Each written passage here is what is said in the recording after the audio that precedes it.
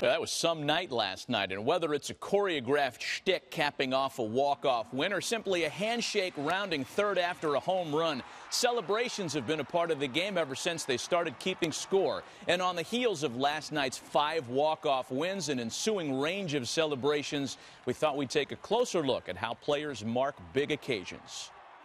The term celebrate is defined as an act of praise or observance for a certain event. In baseball, the many events that call for celebration have remained the same year in and year out. I just want to celebrate another day of living. Yet the celebrations themselves have not. They've evolved over time with certain landmark breakthroughs along the way. They are celebrating on the south side. Sure, there have always been players with their own style and flair, unique methods of celebrating that defy any trends. But the majority of players tend to adhere to the celebration form of the times. The first true gesture of celebrating was shown in the form of a gentleman's handshake. Through the years, the handshake has taken on a life of its own, eventually giving way to the closed-handed fist bump in modern times. Yeah, you'll still see a handshake today, but it's not nearly as popular as it once was. And that's because of what happened on October 2nd, 1977. There's sparse footage of this, but here's how it went down.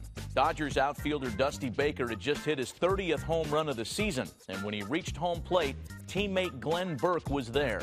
Came to the plate, and Glenn Burke was waiting on me, and he threw his hand up, gave me the high five, and I gave it back to him. And there it was, the first high five in Major League Baseball history. Being remembered in the 70s for starting a high five, it makes me feel maybe I contributed a small way to the sports world. That's an understatement, for the baseball world would never be the same. The high five was here, it was cool, and the possibilities seemed endless. There were high fives, leaping high fives, and even high tens. And while team rituals like the low twos and forearm bashes came and went, the high five is still cool.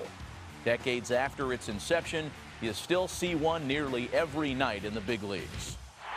Thousands of people streaming onto the field. It is absolute pandemonium. Around the same time that high fives were rising in prominence, so too was another form of celebration, one that extended beyond the players to the fans, many fans. This is the greatest thing I've ever seen in my life. All of these mob scenes were crazy and at times just downright scary, but one of them takes the cake. Chris Chambliss has won the American League pennant for the New York Yankees. Without the security that we have now, the fans just dumped onto the field. It was really bedlam.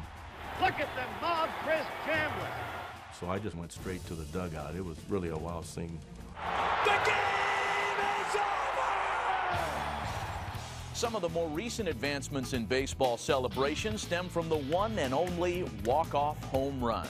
Walk-off ball game! From hops and helmets to punches and whatever that is, the walk-off celebrations of current times have undergone a huge facelift from the olden days. The bounce was originated in Cincinnati with us in '99.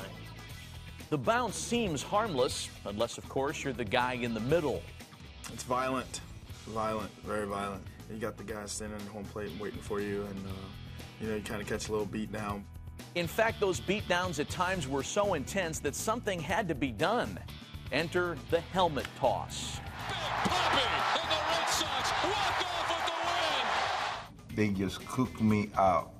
I mean, I got beat up really bad. So I figured that if I don't have no helmet walking in, all they're gonna want to do is gonna be hug me and things like that. So Walk-off home run for David Ortiz on a magical night at Fenway. it's been working pretty good because now I see a lot of people with the same idea.